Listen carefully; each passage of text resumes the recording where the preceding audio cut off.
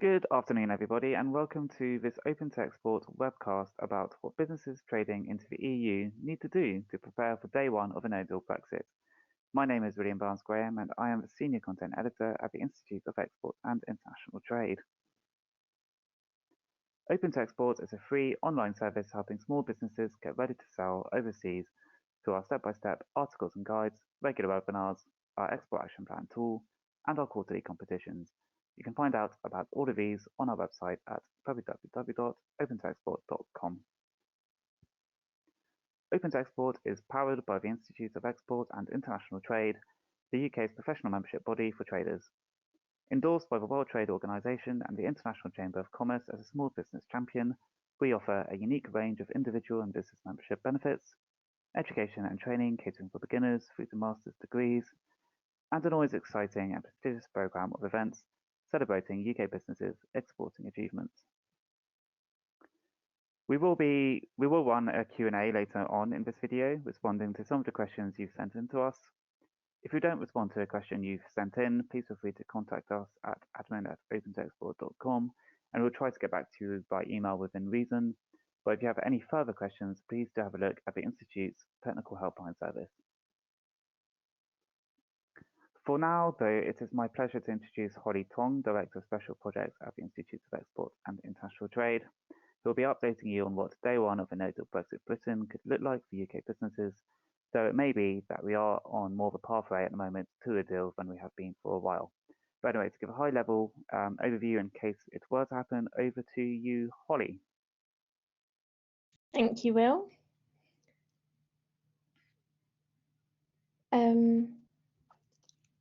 Super. So welcome everyone to this introduction into the UK's Day 1 No Deal planning. My plan is to give you a high-level overview of the arrangements that have been put in place with a focus on the trade of goods, which is the one that is causing most concern this side. So just to give an overview of what we're going to be looking at today, I'm going to describe what hard Brexit trade arrangements in goods actually looks like in this day one no deal scenario. We're going to look at RoRo specific arrangements that have been introduced, as well as import simplifications introduced by the government here.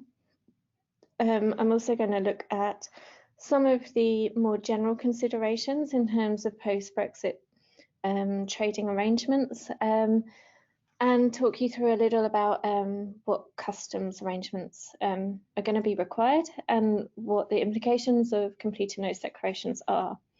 We do have a follow-up webinar next week on a more general post-Brexit UK-EU trade, and that particular webinar will look at consultancy and some of the other broader implications of Brexit. So if that's the information you need, I would suggest you also register for that webinar. So just to introduce what we're going to be looking at, I'll look at broadly what is implied in both directions of trade, and then I will do some import specific and export specific arrangements. Okay, so hopefully at this point you've all heard that an EORI number is the first thing you need to import or export into or out of the UK, or equally into or out of the EU. There's been a lot of information about this and publication from the government, but it seems that not everyone is still aware of this requirement, so wanted to make sure that we started with the very basics. All you need is an EORI number in the country that you are trading in. If your customer is in France, for example, in a hard, you are, as a potential UK exporter, would need a UK EORI to export the goods from the UK. Your French customer would generally pick up that on the French side of the border, and they would use their own French EORI number to import those goods into France. There are some scenarios, specifically if you're trading on ex-works or DDP, where That might not necessarily be the case, but in general, that's the rule of thumb. I will cover those Incoterms later during this presentation. So in terms of UK companies, what you need to do is go on the UK government website and you will see this exact form, apply for an EORI number. It's a very quick process. It asks for very little company information, but what you must consider is that the EORI number, although you might be presented with your number immediately, it does take up to 5 working days to actually activate. That means if you leave it to the point of goods departing or arriving at our borders, you may be holding up that consignment, whichever mode of transport it arrives in, and it may lead to rent or driver waiting time. So it's important, if you haven't taken this step, to do so straight away, even if you're not sure if you need an EORI number or not. If you're a UK company and you're only moving goods between the UK and the EU, I would strongly advise you do this immediately. What you will also find is the UK government have published a very useful EORI risk after PDF document. This again is what the first part of the page looks like.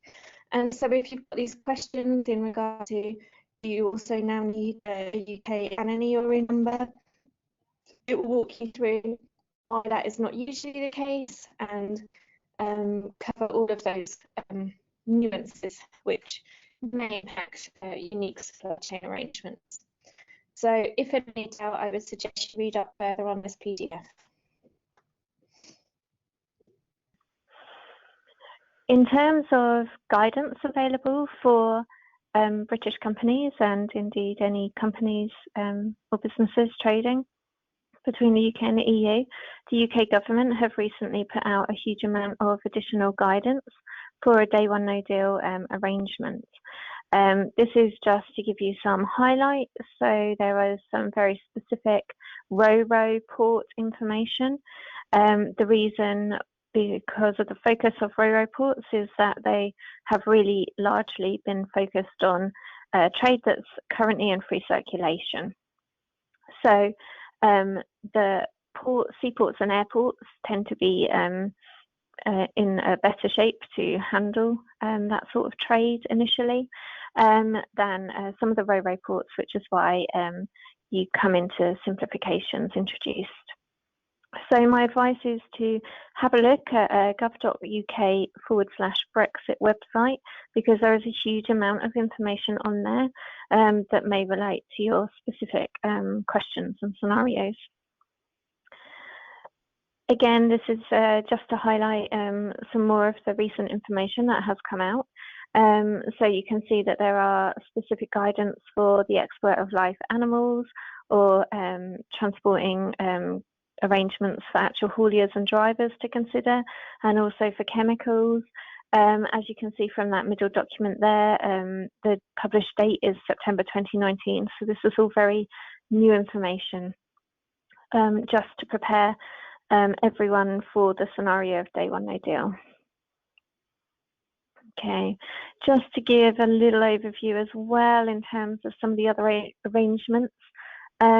And some of these will apply day one no deal, or potentially if there is a deal. But for chemicals, there will be a UK specific REACH regime. UK vehicle certificates will be issued because EC type approvals will no longer be accepted.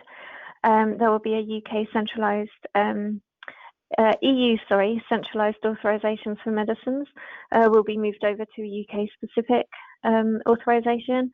And of course, I'm sure as many of you will be aware, international trade is quite a complex area, so there will be lots of other controls and procedures that will have to be modified and applied to different types of industries, which we're not going to have time to cover during this introduction to the arrangement. So there is guidance on all of this on the government website.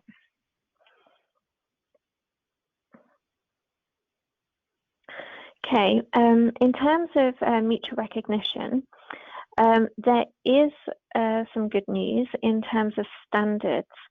There has been some agreed mutual recognition between Australia, New Zealand and the US and the UK. Now, this is not the same as a trade deal.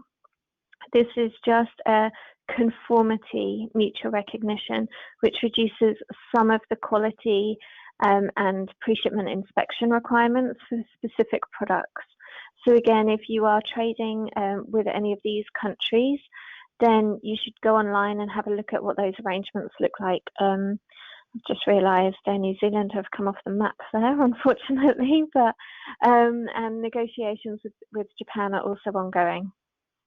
So this is the sort of thing that would impact, say, exports of lamb or those sort of controlled products where actually in the developed world we tend to be on a similar high standard of quality. So there have been some of those agreements for a day one no deal scenario.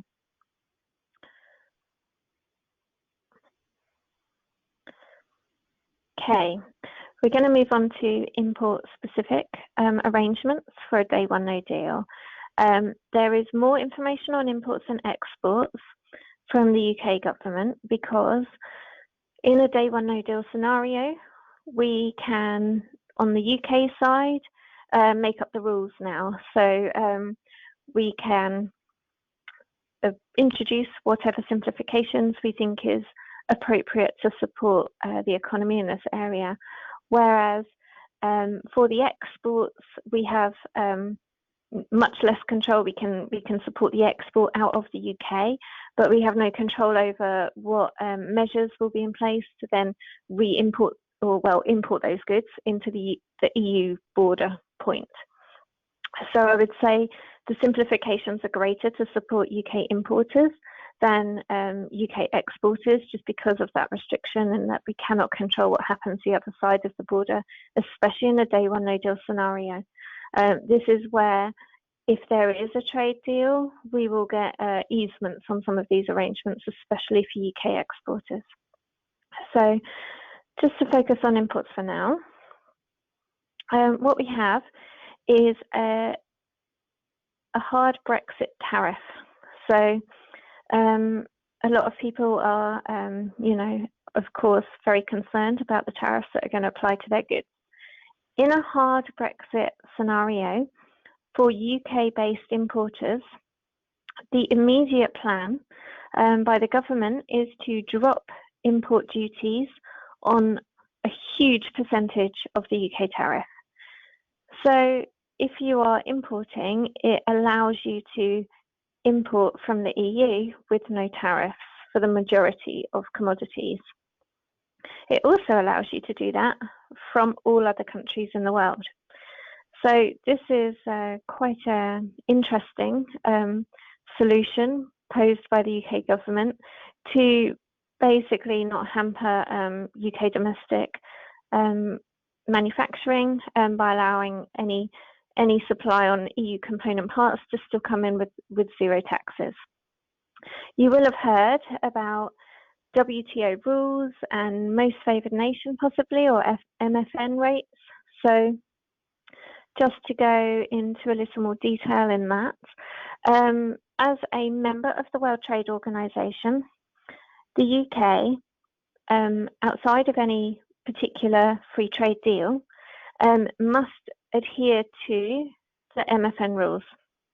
What this means is, if we decide to set a 10% duty rate on all of our commodities, that is applicable to all other WTO members. Therefore, we cannot, outside of the context of a free trade agreement, say, oh, we won't charge any duty on these EU goods, but we will charge it on everyone else's. So this is the predicament that a day one no deal scenario gives. We don't want inbound taxes on the EU cargo, but in order to allow that to come in without a deal, we also have to open up those trade lanes to all other WTO members as well. So good news if you are importing, basically. The current plan is that this would be in place for 12 to 18 months, whilst the UK government continued to try and negotiate a deal with the EU. If a deal was arranged, then we can put up the duty rates again to all of the other WTO members on the basis that we could, under the formal arrangement of a trade deal between the UK and the EU, have zero duties between UK and EU, but duties to everyone else. So this is why there is a lot of emphasis at the moment to try and reach a point of a deal between the UK and the EU, so that we can continue charging duties on the rest of the world goods. So that's what you're looking at in this only relates to day one no deal between the UK and the EU. You can find this tariff on the government website, and just to give you an overview, so these are the commodities that would still be dutiable in that day one no deal scenario. So if the products you're dealing with here, if you're trading in these commodities, then you would need to go back onto this website and find the relevant section from that contents list on the left, and look at exactly what duties would be applicable. In some of these instances, you still have quota. So if you're not familiar with quota, there may be duties on some of these products, but only after so many have been imported. So that's our government acknowledging that we are dependent on some supply, but we don't want the market flooded to the extent that it would hinder the trade of domestic industry. So they would set a limit on what could come in, still at 0% duty, after which duty would be applicable. So I would strongly suggest if you are exporting any of these goods to the UK, or as a UK business you are importing any of these goods, you have a detailed look at that and understand exactly what the implications are there. We also know that the UK will have a GSP scheme of its own in the event of a UK are used to importing, then hopefully GSP will sound familiar. This is typically what a GSP certificate looks like. And this allows, again, imports from the developing world at either a zero or reduced duty rate. So potentially even if your goods are on this particular list, but you're importing from a GSP country, you may again find that you get a reduction in the duty that you have to pay. So just to give you a feel for what that looks like, I've done my best to map out the current GSP countries. So if you are based in the UK and you are sourcing from any of these countries and your products for whatever reason still become dutiable in this hard Brexit scenario, then there is a separate hard Brexit tariff published with preferential duty rates, so you could see if you got a further reduction on the duty payable based on the fact that you were sourcing from one of these countries. There's different grades of GSP depending on how developing the country is. So there's kind of 3 levels. The UK has given them specific terms in the post-Brexit scenario, but basically it will either give you a reduction of duty or a full exemption. So that's something that we know will exist on day one no deal. Other good news for UK importers is that postponed VAT accounting will become available. This used to be available to UK businesses, and so it is basically being termed a reintroduction of postponed VAT accounting. What this means is you no longer have to pay any import VAT due at the point of arrival into the UK, but you will account for it and offset it against your VAT return. So it is a massive cash flow benefit for UK importers and should make, again, the process of getting goods into the country slightly easier. So just to give you an idea, I've taken this extract from some UK government publication on No Deal in terms of the flow of goods and the flow of processes and what actually happens to import. This is a Ro-Ro specific example, but to be honest, it's very similar for all modes of transport.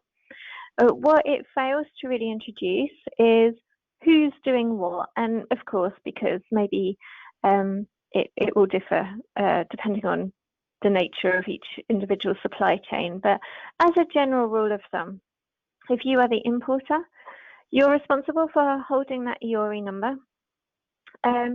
You may want to give a particular reference number to be quoted on that import entry, and you will usually be responsible for paying the import taxes.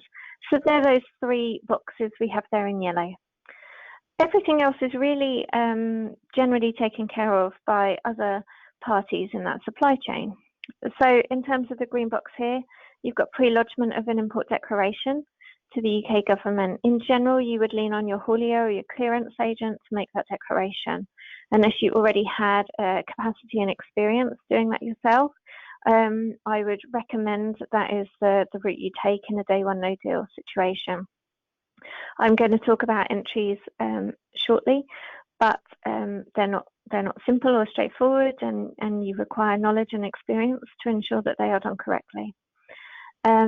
In terms of update status to show goods arrived into the UK, that's usually on the carrier, and then the red pieces towards the right of this chart. This is how customs are actually processing whether those goods are allowed to flow into the country, if they need any further checks. So it's a good example of the flow and how the information fits together. But specifically from an importer's perspective, you just need to concern yourself with ensuring really your agent has the right information. What this excludes is what all of that information is in terms of completing that entry. So in box 2 here, the pre-lodge import declaration looks like a small step, but it is generally quite an involved piece of work. So I will get into the detail of that and what particular information is more important in terms of that declaration. Okay, so just to elaborate on this a little more, there are different ways at the moment that import declarations can be made. You have a full declaration that's lodged at the border.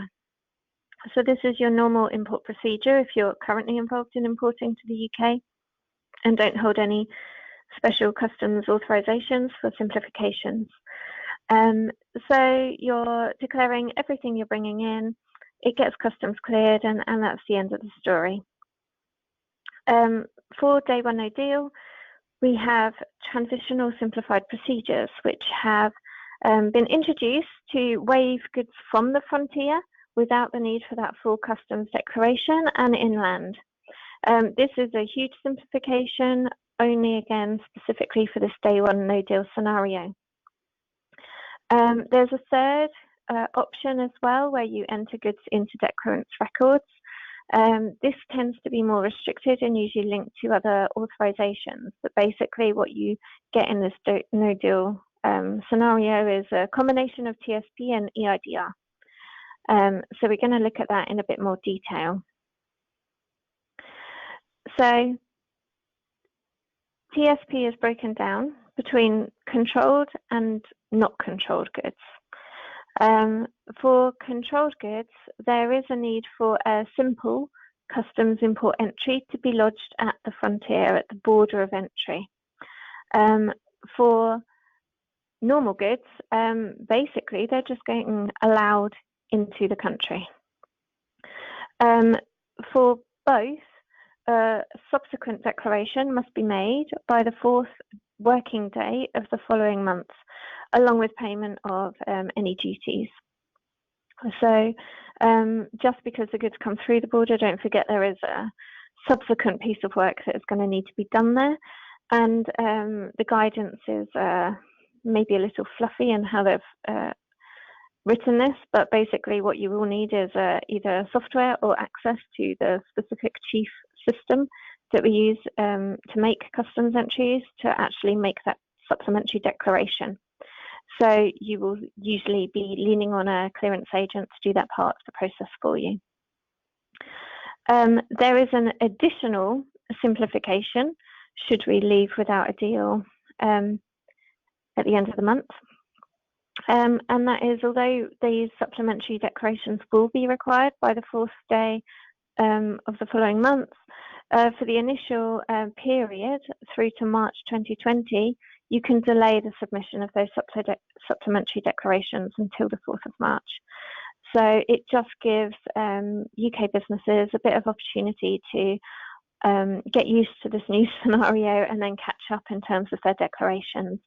What I would recommend is if you're organised enough, you don't take full advantage of that delay, because come March, you're suddenly potentially going to be scrambling for all of the information you need to put to customs. I would say it would be better practice to get into the habit of doing those monthly supplementary declarations at the earliest possible opportunity, just to ensure you're not exposing yourself to incorrect declarations down the line.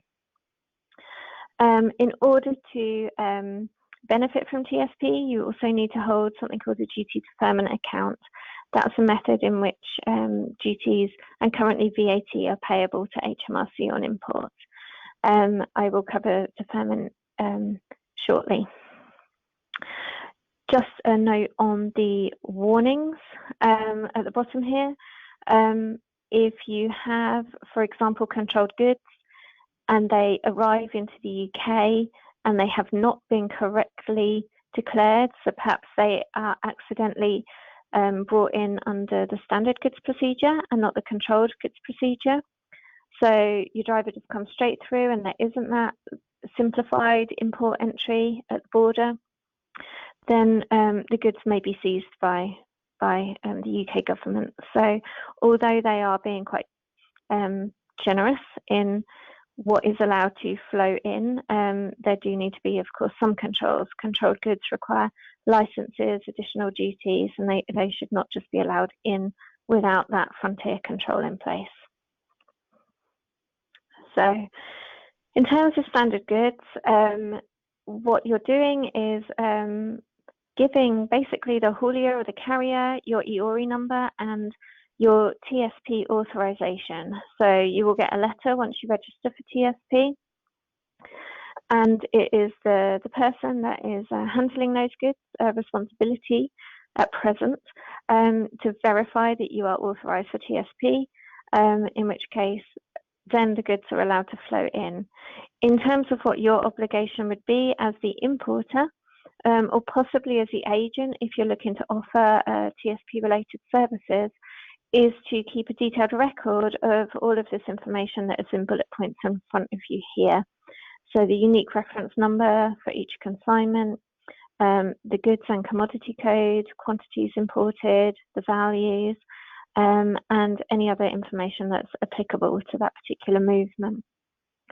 So just because, again, those goods are allowed to flow in does not mean that there is not a lot of controls and record keeping requirements expected of you for accessing this simplification. Controlled goods, you're looking to make a frontier declaration, as I said previously, at the port of arrival, and that would include the collection of license information and any other authorizations required to import those goods into the UK. That would be verified by chief, and then you would have a clearance allowing those goods to move inland. So again, still followed by a supplementary declaration, but what you would find is you would need a copy of the original frontier declaration to link the frontier with the supplementary. So again, whoever you are as part of the process, if you're going to be responsible for making the supplementary declaration, you will need to ensure for controlled goods you also obtain the details of the frontier declaration that's undertaken. Okay, so just a note actually, before we move on to deferment account, to register for TSP, again, it's a very quick and easy process, but it will take the government a few days to issue you with your TSP authorization. So again, if you haven't done so, it's free, it's online. I would recommend you do it straight away. This is available only to UK registered importers, by the way. as is generally this deferment account. So before I mentioned deferment account, and that's how you pay import taxes on arrival. Generally, it's a bit like holding a credit card with a bank, but you have to go to the bank and put up security. It doesn't necessarily mean you give them a lump sum of money, but you at least pay a percentage as a kind of overdraft facility with them. So again, in the event of a no deal, you can initially apply and access a duty deferment account, and you don't have to go to the bank for the security part until a few months down the line.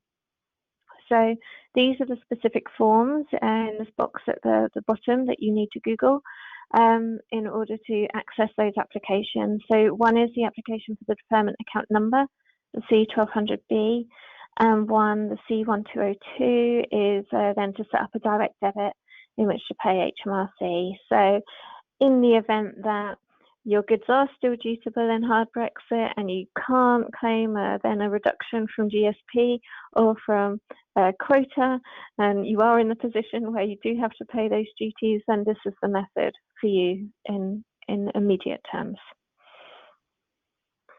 Okay. In terms of certain products, so this is just to highlight particular controlled foods and animals. You will see that there will be increased controls. So if you're importing these products from the EU, you will be needing to present CAP certificates or health certificates from the relevant origin country, and additional declarations will be needed on the UK arrival side. These are likely to have to go through border inspection posts for checks by UK vets. Again, you should refer to DEFRA for further information as to the exact requirements for these sort of products, but with a note that border inspection posts are available at some UK borders, and they differ in the type of inspections that they are authorised to complete. So some will have quite broad range of authorisations, but perhaps some are not authorised to handle frozen products if they don't have sufficient facility to do so. So you will need to look into that also. Okay, that brings us to export procedures. So we've covered UK bound imports. Now we're going to reverse it and look at goods leaving the UK and predominantly into the EU, because if you're exporting otherwise, then it will be business as usual. Apart from the trade deal situation, which I'll also talk through. So, right, let's start with that. The implication of the UK leaving the EU without a trade deal is that we lose access to EU trade deals that we currently have access to. The EU have over 40 trade deals. During the last 3 years or so, the UK government have been authorised by the EU to roll over any of those trade deals that the EU already holds. We were not authorised to negotiate any new ones with countries in which the EU does not already hold trade deals. As of today, this is the list. So if we leave without a EU deal, we lose access to everything else. The UK government are working hard to increase the number of countries on this list, but trade deals are typically quite difficult to negotiate and can take, on average, 5 to 7 years, which is where we have struggled to roll over all of the deals that were in place. So this map is just highlighting in red those countries in which there will be continuation of existing EU trade deals. So for UK exporters going to these countries, you'll be raising the equivalent of what is an EUR1 today for your clients in these destinations to claim a reduction on duty. For any other countries that you are used to raising an EUR1 for, in terms of export markets, until the UK rolls over that trade deal or secures a new version of it, those goods will no longer be subject to any preferential import duties at destination. So if you haven't analyse your supply chain in terms of what the implication is for your clients, then I would recommend you do so. There are a number of labelling requirements for UK exporters as well, specifically whether it's into the EU or just because you're used to labelling goods with EU emblem. Day one no deal, we are no longer part of the EU, so therefore we can no longer call our products EU origin. There's new health and identification marks issued, and there's lots of guidance on that online as well, but where the EU labelling is replaced with GB. So again, one for consideration, and this will differ depending on exactly what products you're handling and what markets you're sending goods to. But look out for basically any existing use of EU origin and labelling, and look to switch to GB. Okay, so back to the government diagrams on exports this side. So this is just to have a look again at really who's doing what in this process. So again, in green, I've really gone here with what is likely to be handled by the haulier or the agent that you're working with. The orange reddish pieces are what the government's doing, and the blue are the carrier specific. So really the only note to the actual exporter is this box in yellow, which again is to make sure any arrangements documentation wise have been made. So as a UK exporter overall, you're responsible for presenting the paperwork and making sure your goods are declared, but really it's all of the other agents along the way in the supply chain that are actually going to be, for the most part, doing those pieces of the puzzle. You'll see there's a combination of a safety and security declaration and an export entry. In practice, they're usually done as part of the same declaration within Chief. And what will happen is once that declaration is made and arrives at the point of export, which is usually known as a designated export place, then customs will decide whether it can proceed to leave or not. So there is a control in place there in terms of what the UK government actually vet, and if they want to expect export movements outbound, then they can. Okay, so on to customs declarations, just to stress the importance of this. And really this advice applies whether you're in day one no deal, in a day one of a deal, even if you're just importing or exporting presently. So just to raise awareness on what this tiny little customs declaration box on those flowcharts actually means in practice. Okay, so the most important thing to know is that the driver must carry evidence with him, especially when moving between UK and EU, that those entries have been made. So you will usually be working with something called an MRN, a movement reference number, but equally you might have an entry number or an EORI number, all of which could be used by the customs authorities to verify if a declaration had been made. So at a minimum, that is what you're ensuring is held by the driver at any point.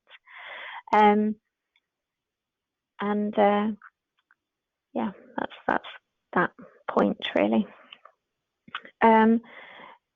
Again, it may be that you as the exporter are providing that information, or you're looking to use an agent who would be responsible for sharing that information with the driver. But certainly at the moment, trucks moving UK, EU are assumed to be in free circulation, so that's no longer going to be the case. Some of them may be waved through, but if they're stopped, they will need to prove that the goods have been declared. So what is that actual declaration looking like? So this is what we call a C88 or a SAD. a single administrative document, and this is the declaration format that is used throughout the EU to make both import and export declarations.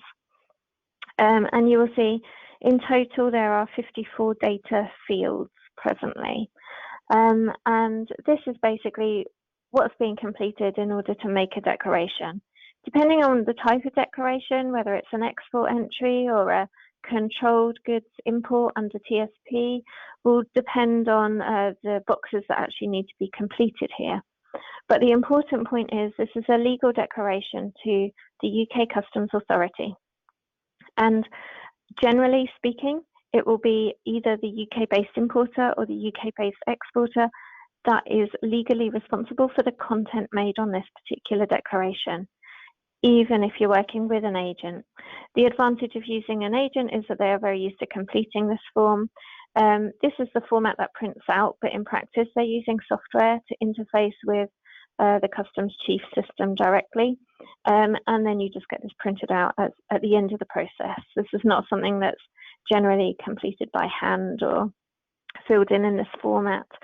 So what you do need to know is some of these data fields are much more important than others.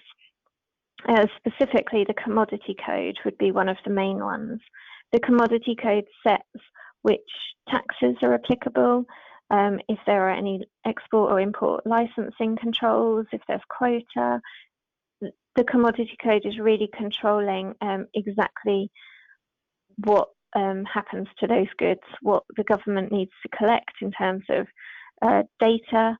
For example, if you're bringing in socks, they might want to know how many pairs, or if you're bringing in flooring, they might want to know how many square meters. And in terms of some particular products, taxes are calculated on weight rather than value. So getting your commodity code right in the first instance is critical.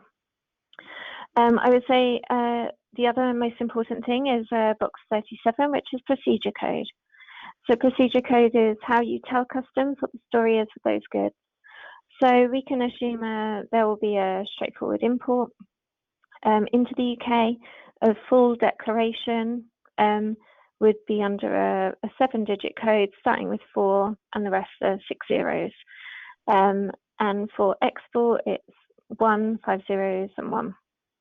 So that tells customs that this is just a standard import or a standard export. Now, if it isn't, if it's anything else, if it's perhaps goods that were sent into the EU and are coming back to the UK or vice versa, there's different codes. So this is how we communicate with customs what the story is of those goods.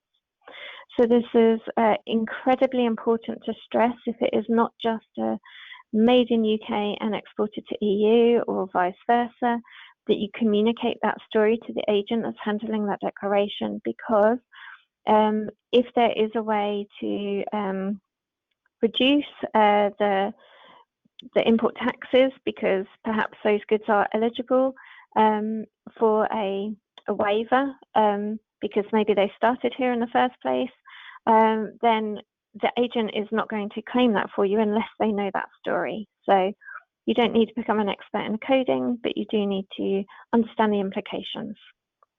Equally, customs value, especially on import side, that is very important. If you're importing, you're not sure about that, read HMRC Notice 252, which talks through the rules of import valuation. And of course, a lot of the rest of this form is very important as well. If there's an import license, that's where it gets declared, and equally the same with an export license. So you can have a look at this form again online if you go onto the government website and just familiarize yourself with the process. Okay, so just having a look at some of the considerations we've covered in this D1 No Deal scenario. So specifically, if you've only been trading UK to EU and vice versa, because we've all been in the EU and there is just one external border, you will not have had to deal with customs formalities. In a D1 No Deal scenario, you're looking at customs formalities, both sides of the equation. There will be an export from one side and an import into the other. So it's important you understand exactly who's going to be doing those and who's responsible. In terms of duties, in particular for UK outbound goods arriving into the EU, it's likely a lot of those goods would be dutiful in a hard Brexit scenario. So you need to understand how they're going to be paid, by whom, and ensure that whoever is making that declaration has all of the information they need to calculate those correctly. Compliance, customs compliance is a huge area. It's a very complex field. If you're not used to it, I would suggest you read as much information as possible in terms of your specific responsibilities, and possibly ask a HMRC for help, or you can also go on dedicated training courses or seek specialist consultants. You can speak to customs agents who will be able to talk you through some of that. So there's lots of information about there. But the important point to stress is customs compliance is a huge area. TSP, as I say, if you're importing to the UK and you haven't registered, do so. Paperwork requirements are likely to differ in this day one no deal scenario. In particular, it's no longer a POD or a CMR. It's import and export entries, and the paperwork to support that tends to be commercial invoices and anything else that is required in order to facilitate that, whether it's licenses, certificates. That you would need to first locate your commodity code in the tariff, and then look at the specific requirements against that commodity code. So on to Incoterms. There is a wide range of international trading terms that can be used, and they set out the obligations between the buyer and seller, and also where the risk transfers. Ex-works is going to place the minimum amount of risk on the seller, and DDP, delivered duty paid, is going to put the maximum risk on the seller.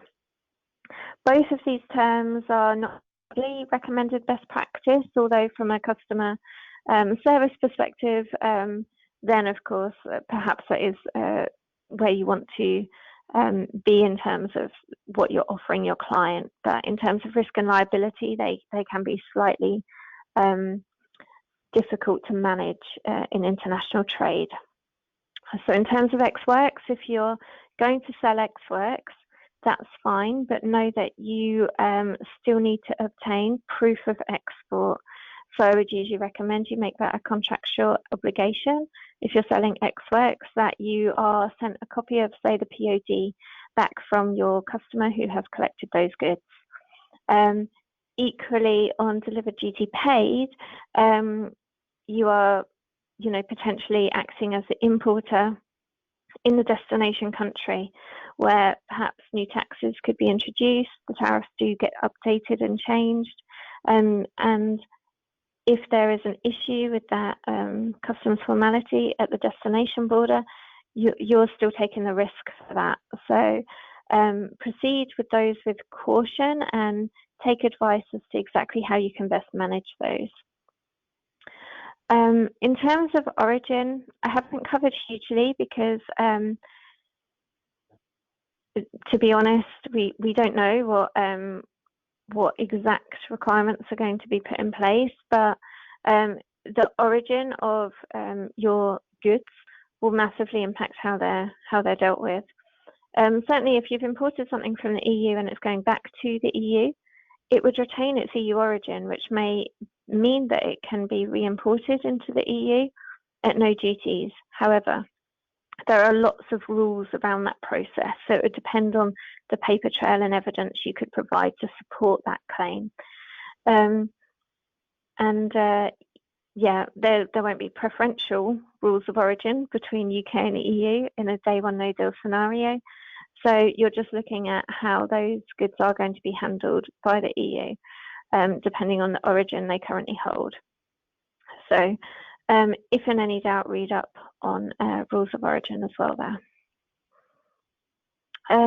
Just a point on landed costs, because this is another important consideration. Perhaps some goods are moving from truck between the UK and the EU, and you've got your transport costs. Now you're looking at a lot of additional costs in between that. Estimated customs declaration fee, just the UK side of the border is between £35 and £75. And then there is going to be an equivalent cost on the other side of the border. There's all of the potential duties, VAT, and other taxes. There may be additional paperwork costs. So all of that needs to then be factored into consideration in terms of the landed cost post-Brexit. So just to summarise, this is what you need to consider in terms of planning to ensure that your supply chain continues as smoothly as possible. Look at the documentation requirements for the specific products you're handling. Consider alternative arrangements. I mean, we've all heard lots about potential delays between Dover and Calais. What about alternative ro-ro ferry operators and things if you are reliant on road freight between there? Just have a look and see what backup plans you might be able to put in place. Consider the Incoterms that you've been working on and whether they're still appropriate in this post-Brexit scenario. And with that comes in who's taking on which costs in this process. And certainly communicate with everyone involved in your supply chain. There's a lot of uncertainty out there. A lot of companies are coming up with unique solutions for some of these problems. I know there's been new ferry routes introduced, but lots of companies looking at user-friendly customs declaration kind of solutions. So speak to as many people as you can. There's a lot of trade associations putting on different seminars depending on the area of the industry that you work in. So the more you know, the better prepared you will be. A note on AEO. A lot of companies were hoping for a UK-EU mutual recognition of AEO schemes. I have it from the AEO policy team that there will be no mutual recognition of the UK-EU scheme in a hard Brexit scenario from day one. The UK would prioritise getting to a point of mutual recognition between the UK scheme and the EU scheme. And I've been advised that that would take as little as potentially 6 months, but certainly do not rely on it as a day one no deal solution. The UK will have its own AEO scheme post-Brexit, and if you are currently an AEO company, you would receive a new logo and a new certificate from the UK AEO team and be rolled straight over to that new one without any further audits or checks. Another thing to just bring to your awareness, if you currently use the market access database, which is a EC tool, apparently the UK are the second largest user of this database. The UK are developing our own version because this one will be based on EU exports. So the information will no longer be valid to UK exports. So we will have our own tool in the post-Brexit scenario. Whether it's ready for day one no deal, I'm not sure, but I know that that was what the planning was aiming towards. So in terms of further information, of course, this is a lot to cover, and there is a huge amount of guidance available. So the Institute offer 2 different types of post-Brexit courses, which are worth considering attending if we still have time. So there's a planning specific one, and there's also one that looks at compliance and documentation focus. Also, in terms of international trade in general, just to kind of highlight how much scope there is to this world. This is just a sample of some of the other courses that are offered by the Institute that spend a whole day focused on specific areas of international trade. So these are just day courses. There's also qualifications and even degrees. So it's a big field if you're just stepping into it, and the more you probably attend and read, the more you'll be ready for this day one no deal situation. So that's it from the high level overview. I'll hand back to Will now, who I believe has some further questions. Yes, thank you, Holly. Thank you so much for the presentation and advice there. I hope that's been useful, everyone. So yeah, as Holly says, we're now going to look at some of your questions. Please remember that if you sent us a question and we don't respond to it in this video, you can contact us at admin@opentoexport.com. And if you have any further questions, please do have a look at the Institute's technical helpline service, and you can see the URL for that there. Holly, the first question I'm going to ask is from Lloyd. He's asked, the EUR1 for some export customers is imperative for local customs relief. What are the effects of a no deal on this? What are the effects of a no deal on this? Okay, so the effects of a no deal are quite significant for exporters because, as I kind of touched on earlier, the EU currently has around 40 trade deals, and we raise an EUR1 certificate to access those. Post-Brexit, you will only be able to raise a UK version equivalent of the EUR1, and you will only be able to do that with countries that the UK has rolled over trade deals with. So you may find that you cannot raise those preference certificates for export markets to as many places as you can as of today. Thank you. And a question from Peter is, should there be a hard Brexit, how will this affect the value or worth of the AEO accreditation? Okay, yeah, that's a good question. So in terms of mutual recognition, we won't have that immediately, but in terms of the value of the scheme, AEO is a global status or accreditation. It's driven by the World Customs Organization, and you see an increase in the use of these types of schemes in terms of facilitating international trade on the global platform. So just because UK EU will not be mutually agreed immediately doesn't mean there isn't still benefit to the system. In fact, that we are actively pushing the policy team to introduce additional benefits to UK AEO holders in this post-Brexit scenario. I would say that most of the criteria for AEO is good practice. So especially if you are unsure as to what you should be doing, just working through the criteria will have you asking internally all of the right questions and looking at how best to implement checks. So I would say it still has a lot of value, possibly even more so to companies that are not used to working in international trade. Thank you. And a question from Vicky. She's asked, what type of vet certification will be required for exporting food? Okay, so it will differ depending on the sort of food that you are exporting, but certainly there will be an increased requirement for documentation and by the EU. So in terms of fishery products, you're looking at catch certificates. In terms of meat products, you're usually looking at health certificates and also dairy origin as well. And they're generally accompanied by a CVED declaration on arrival at destination into the EU.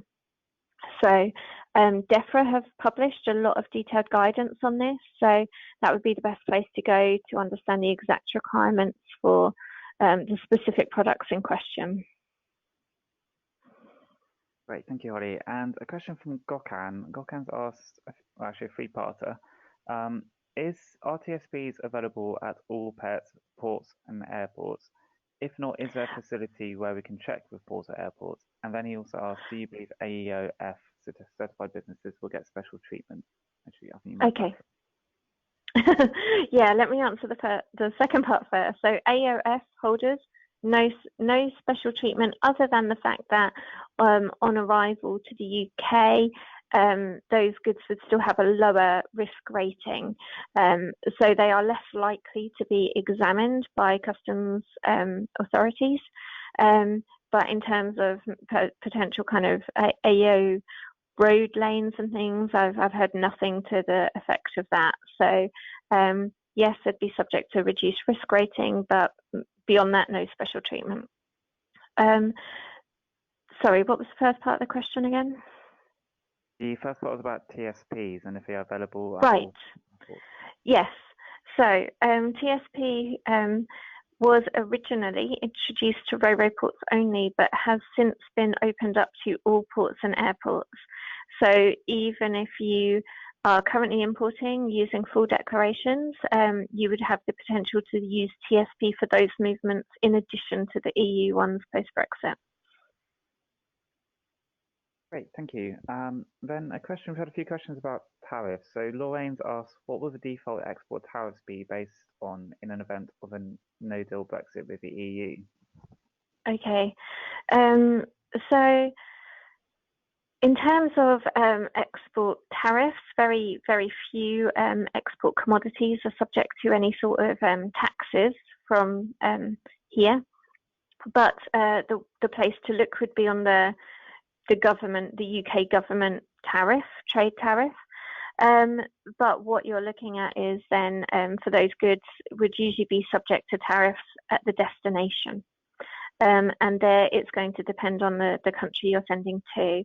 If you're looking at what tariffs may hit your products on the EU side, I would recommend you look on the EU TARIC, TARIC, and that is the EU schedule of taxes.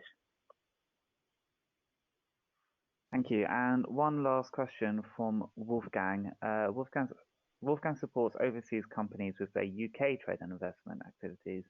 What does he need to bear in mind when working for EU-based clients? Right, okay. So, I mean, if you're guiding EU clients looking into the UK market, in a day one no deal scenario, it may actually look quite attractive because as we've covered, the majority of products are not going to be subject initially to any duties. What I would, of course, caution is that it is being called a temporary tariff. So just because there may be no deals on day one doesn't mean there are no tariffs on day one, doesn't mean there won't be tariffs, 18 months down the line introduced. So it may be a good opportunity to get products established into the UK market, but build in a caution there in terms of what duty could be introduced down the line. I would probably use the EU TARIC to give an indication of what that could be. But yeah, that would be my main caution. Great, thank you, Holly. That's a fair few questions. We've got a fair few more in as well, but as mentioned earlier, please do send us an email if you feel as though we didn't get to your question. And there you can see the URL for the export helpline as well. But yeah, thank you, Holly. I know you will the other day, so thank you for making the time to speak today. Thank you so much. You're welcome. Great. Well, just to finish off, in terms of what the Institute of Exports and International Trade are up to at the moment, we are running several Brexit-related training courses in the lead up to the October 31st deadline, many of which are fundable by government grants.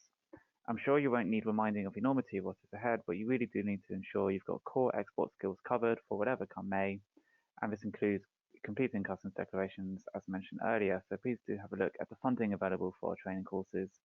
And some of you also know that there are the new Incoterms 2020 rules coming up. We are running several training courses licensed by the ICC this autumn to help you stay up to date with these. And finally, we have the London World Trade Summit coming up on October 23rd, a chance to hear from global trade experts and to network with fellow exporters. You can find out details of all of our training courses, as well as our events, membership offerings, and education programme at export.org.uk. In terms of Open to Export, we're running our second Brexit webinar on Wednesday 16th at a slightly earlier time of 11 AM. In this session, we'll be looking at the impact of Brexit on trade beyond the EU, but also hopefully covering a few questions we didn't get to today. After that, we've got a third Brexit webinar covering the potential implications for currency rates. That's on the 24th. And after that, we're also running a session about the new Incoterm 2020 rules on the 25th. You can find out details about all of our webinars at opentoexport.com/webinars. And finally, for the SMEs on the line, we're currently running an export action plan competition with Bibby Financial Services this autumn. This is a great opportunity for small businesses to win £3,000 towards their export plan. The deadline to enter is November 5th, ahead of a showcase final in Birmingham on November 28th. For more details about this, please go to opentoexport.com/info/export-action-plan-competition. That's all from us today. We hope you found that useful, and if you do have any concerns or questions about Brexit, please do get in touch. But for now, goodbye.